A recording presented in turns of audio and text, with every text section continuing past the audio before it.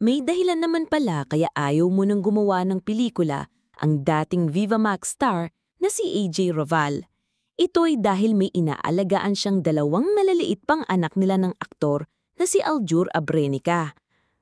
May agam-agam pa kami nung umpisa kung didiretsuhin na namin ang tanong sa aktor tungkol sa nababalitang buntis si AJ kay Aljur. Bagamat ilang beses nang nabalitang buntis o may anak na ang dalawa, ay wala namang pag-amin mula sa couple. Pero tandang-tanda namin ay almost 2 years ago na namin itong na-blind item dito sa bandera tungkol sa sexy star na nanganak pero hindi aaminin dahil may kontrata pa noon sa isang movie outfit bukod pa sa nagbantang magdedemanda ang management agency ng aktres at pinanews blackout ito. Pero hindi kami tumigil noon lalo't matigas ang paninindigan ng aming source kaya isinusulat pa rin namin hanggang sa nawala na sa limelight si AJ dahil mas pinili nito ang tahimik na buhay. Say ng tatay niya, ayaw nang mag-artista kasi maramdamin yun, dinidibdib niya yung mga nambaba sa kanya, sensitive siya sa ganun. Sabi ko nga sa kanya, AJ, basta mainit sa kusina, lumabas ka. Di ba may kasabihan tayong ganun? Ngayon napagkumpara niya, mas tahimik ngayon, wala sa showbiz.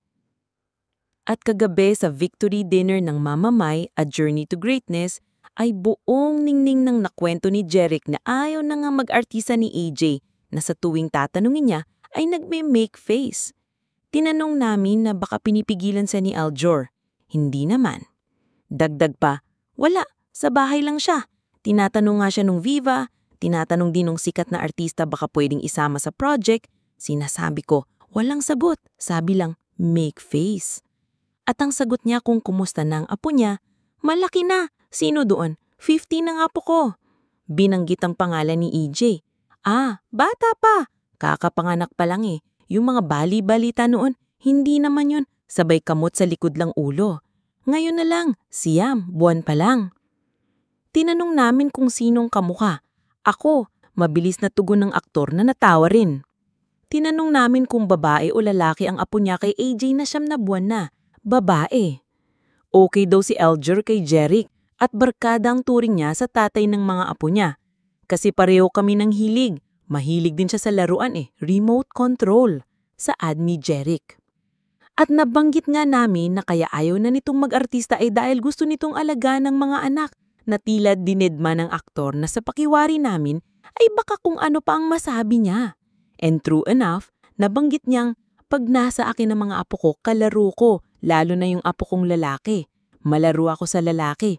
Tapos yung iba kong apo, nasa Canada. Kami naman ang naguluhan dahil nabanggit ang apong lalaki, babaeng apo ang pinag-uusapang anak ni AJ kay Aljur. Kaya may sumundot ng tanong kung ilan ang anak ng aktres.